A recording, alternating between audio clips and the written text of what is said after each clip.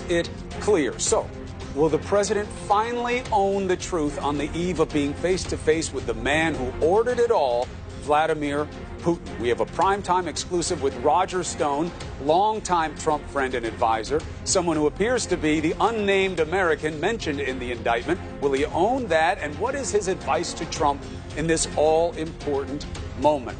Plus, Democrats, even some Republicans, are demanding the president call off the one-on-one with Putin. But the White House says the summit is on. A senator leading the charge to make it stop is here. What a Friday the 13th. Yup, that's what it is. Sounds. Let's get after it.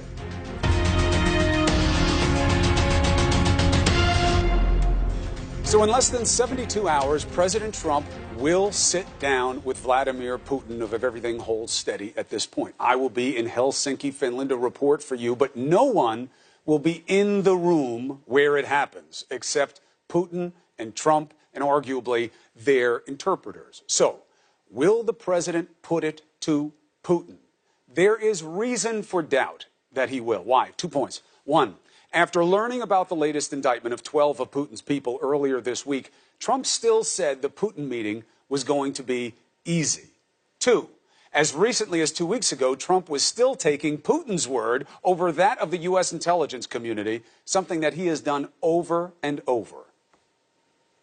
I said, you know, this Russia thing with Trump and Russia is a made-up story. I believe that President Putin really feels, and he feels strongly, that he did not meddle in our election.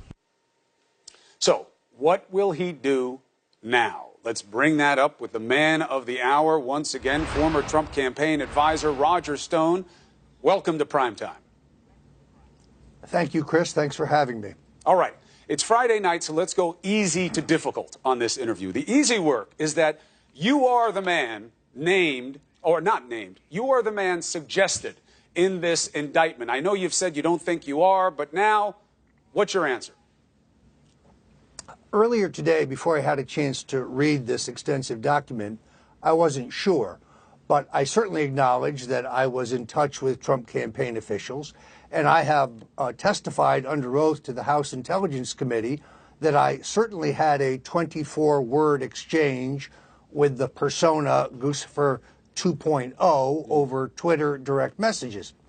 Anyone, any objective person who will read that exchange, which is included in the indictment, will see that based on content, context, and timing, it's benign, it's innocuous. So in retrospect, I think I probably am the person referred to. Yeah, I mean, look, you put out the direct messages that you had with the person you now call a persona, Guccifer, and it is exactly what is in the indictment. I think we have it if we want to put it up on the screen for people. So clearly, the president, the government, in doing their investigating, is identifying these exact same communications. So there was no reason to ever deny it, Roger. It's you. I never denied that it was me. I just didn't understand the earlier reference. But well, you said, I don't clear, think it's me because I didn't speak to high-ranking campaign officials, which when I read that, I found that hard to believe. But why fight it? Why not just say, yeah, this is me. I put out the direct messages. And they also say that there's no allegation of a crime. Chris, I just did. No, now, but you didn't initially. That's what I'm asking. No, much earlier today, before I had a chance to read the indictment, I misunderstood the reference. I think I've just clarified it. Okay. Let me ask you something else. Earlier, you said that you didn't think that Guccifer had anything to do with Russia and that the government had nothing to do with the actions of Guccifer. We now know from this indictment there's only one Guccifer, and it's a Fugazi name for the Russian bad guys who are conspiring against the United States in its election. There is no other Guccifer. There is only one, and it's a composite of these bad guys named in the indictment. Will you own that now as a reality? Well, an indictment, as you know, Chris, is an accusation. It's a charge by the government. Yes. It's not a conviction. Even Russian intelligence agents in the United States have a presumption of innocence until they're proven guilty. I agree with something that Congressman Nadler said in the previous program with Anderson Cooper. I would like to see the Russians extradite these intelligence agents so we can have a trial, so the DNC server can be examined, and so this charge can be proven or disproven. If that doesn't happen, then I'm hopeful in the civil suit that the DNC has filed against me and the Trump campaign and a dozen others that will have an opportunity to examine the server to determine let's put the whether server these to the side. comprehensive charges are accurate. The server is a dark road of suspicion about what they wanted to hide and why. Let's put that to the side. Let's deal with all what's honesty. known. Wait a minute, Chris. I think the servers are absolutely necessary for the government to prove their case. I think it's perfectly reasonable. Well, if you to read this examine indictment them, today, and we have.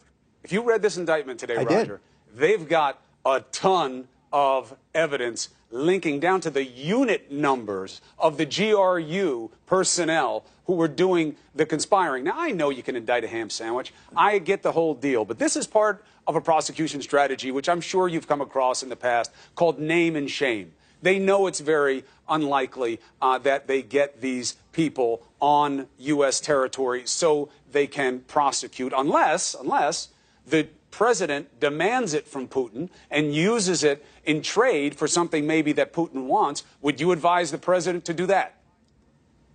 Well, first of all, what the indictment doesn't have is any link to the Trump campaign. But let's or put that any to the side. evidence that I'm anyone talking about Russian interference, and because it matters, because the no, president let's always not- says, let's not- Roger, it didn't happen. No.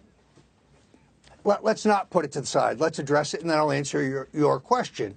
There's nothing in the indictment that shows collusion or coordination or conspiracy with Donald Trump or the Trump campaign. Right, but or it's any not the Trump point of the associates. indictment, so it doesn't say anything about me yes, either. That's equally immaterial.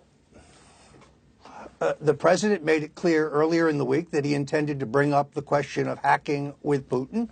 I think he intends to do so. He should certainly do so. Should he ask for the extradition of the 12 people named?